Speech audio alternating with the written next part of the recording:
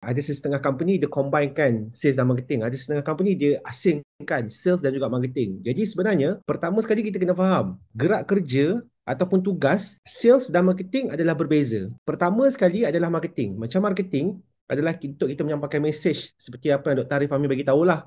Tapi saya ada satu term yang sangat menarik dan Dr. Arif Amin tadi tu dia sahaja rekod, dia simpan untuk saya cakap kan.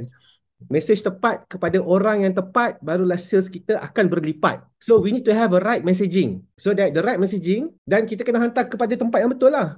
Supaya kita tidak membazirkan hasil usaha yang kita buat, time, effort dan juga wang ringgit kita yang kita spend. Sebagai contoh, sama ada buat ads ke, billboard ke, kan, sponsor event ke. Jadi kita kena take it into consideration lah dekat mana kita nak spend. Sebab tu plan is very important. Jadi apa yang macam kita dah pernah buat sebelum ni, sebelum kita nak buat marketing, sebelum kita nak menjual, sebelum kita nak bagi orang kenal kita kena kenal diri kita dulu. Apa expertise kita? Apa servis yang kita nak tawarkan?